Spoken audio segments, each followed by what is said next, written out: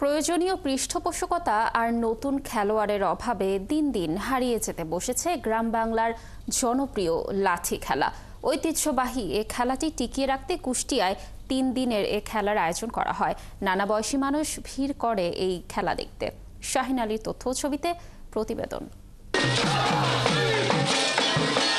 প্রবীণ খেলোয়াড়রা নবীনদের লাঠি খেলার নানা কলাকৌশল শেখাচ্ছেন। বাদ্যের তালে তালে প্রতিপক্ষের লাঠির আঘাত থেকে আত্মরক্ষার পাশাপাশি আক্রমণও করছিলেন তারা। কুষ্টিয়া সদরের গোপালপুরে অনুষ্ঠিত হলো ৩ দিনব্যাপী ঐতিহ্যবাহী এই লাঠি খেলা। খেলা দেখতে ভিড় জমায় হাজারো মানুষ। দর্শকরা প্রবীণ ও নবীন লাঠিয়ালদের খেলা দেখে মুগ্ধ হন। এই যে লাঠি খেলা নামক পুরাতন যে খেলাগুলো ফিরে এসেছে, এতে করে মানুষ উদ্বুদ্ধ হয়েছে একসাথে প্রাণবন্ত হয়ে আনন্দ করার জন্য। গত একটা মাস ধরে সবাই সন্ধ্যার পরে এই লাঠি খেলায় প্র্যাকটিস করছে।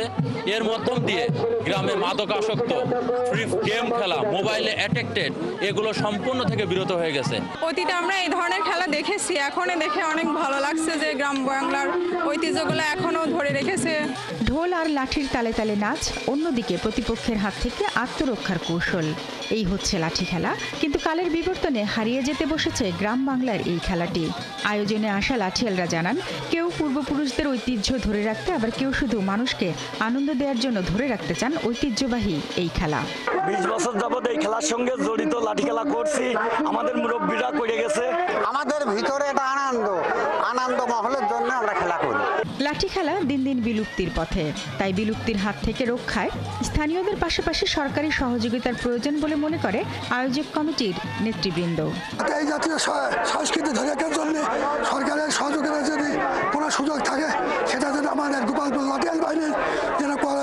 আমাদের অত্র এলাকায় বিভিন্ন প্রতিদ্বন্দ্বী গ্রুপ ছিল, তাদের মধ্যে একটা সৌহার্দ্য সম্প্রীতি সৃষ্টির জন্য, এলাকায় যাতে শান্তি শৃঙ্খলা বজায় থাকে, সবাই একসাথে কাজ করতে পারে, এই জন্য আমরা এটার আয়োজন করেছি।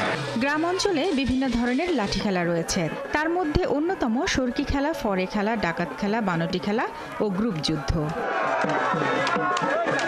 শারমিন স্বপ্না, ৭১।